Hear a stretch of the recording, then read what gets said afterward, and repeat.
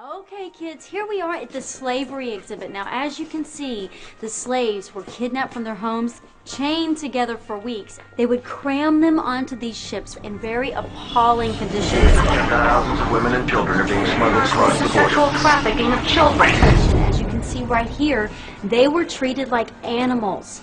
They worked all day long for no pay. In sweatshops raided by police, children forced into slave labor. Some of the slave masters were very cruel. They whipped them and they beat them, as you can see in some of these pictures. Well, brutal, even fatal. So, before moving on, are there any questions? Does this still happen today?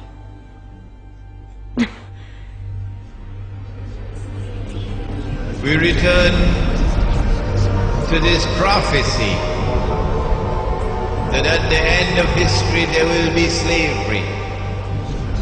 The greatest slavery of all is not the slavery which is behind us, but the slavery which is ahead of us. Can you tell which of these children was not born free? Can you tell which of these children was not born equal? Can you tell which of these children does not deserve to be treated with dignity?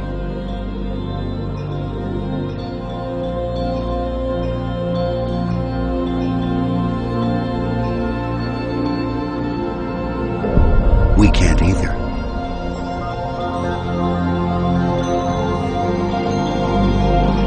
What they're doing. Let's bear in mind, we are all equal. If we are all equal, who has the right to make any demands upon you? Who has the right to do anything to command you, demand you, put orders on you? Who has the power? No one.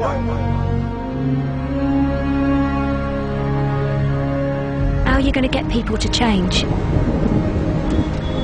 Small acts of defiance, he says.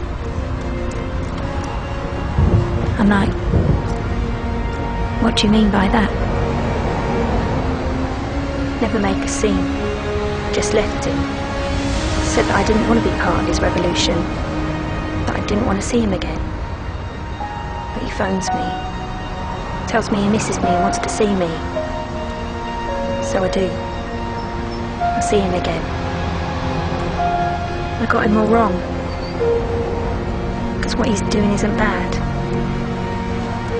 You have to look at the bigger picture. What's good for everyone. When you try to understand the world, one of the first things you'll see is that there are many structures of control that keep almost everyone in check and keep almost everyone repressed to some degree. And when people finally understand some of these structures of control, the first reaction is that they get very frustrated, and some people stay with that frustration for their entire lives. They just run around complaining about the system being fixed against them, and there's nothing anyone can do about it. Personal freedom is something that only you are responsible for, and if you ever stop working for it, you'll lose it. Let me tell you why you're here. You're here because you know something. What you know you can't explain, but you feel it. You felt it your entire life, that there's something wrong with the world. You don't know what it is, but it's there, like a splinter in your mind, driving you mad. It is this feeling that has brought you to me. Do you know what I'm talking about? The Matrix.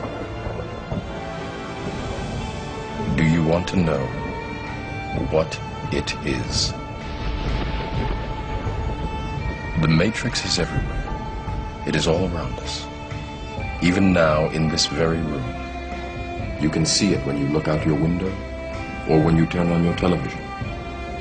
You can feel it when you go to work, when you go to church, when you pay your taxes. It is the world that has been pulled over your eyes to blind you from the truth. What truth? That you are a slave, Neo. Like everyone else, you were born into bondage. born into a prison that you cannot smell or taste or touch. A prison for your mind.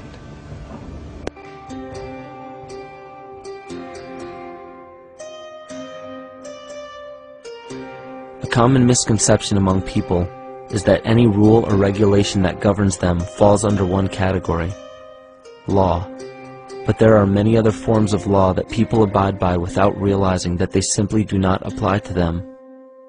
Another misconception is that a nation's constitution gives us our rights.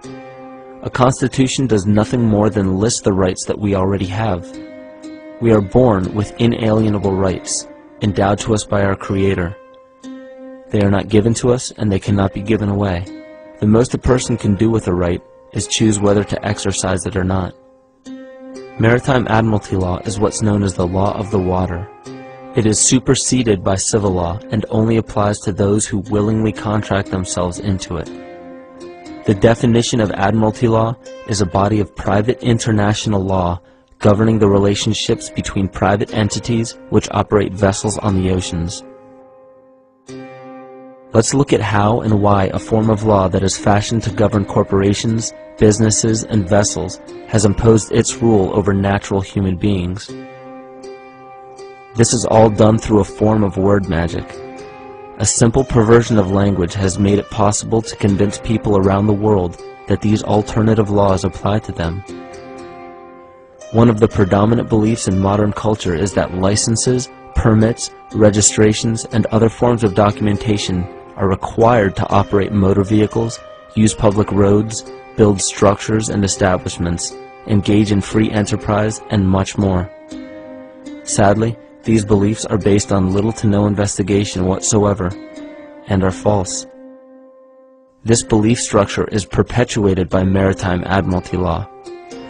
This form of law was originally created to govern ships docking in foreign nations for the import or export of products and resources. It deals with banking and merchant affairs, not civil affairs. When a product is taken off of a ship and brought into a foreign land, that nation takes custody of the resource and accounts for it with a certificate.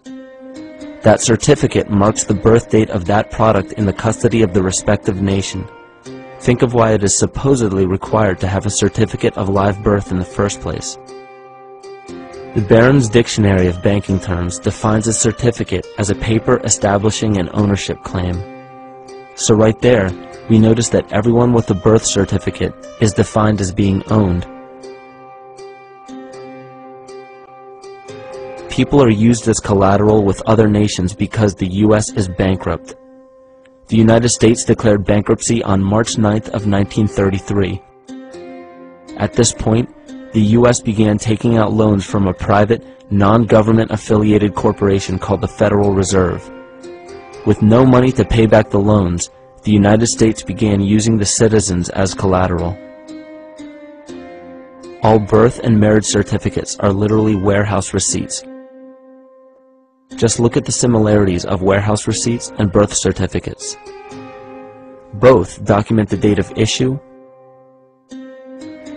a serial number, registration number or receipt number, a description of the product, and an authorized informant to notify the appropriate government agency.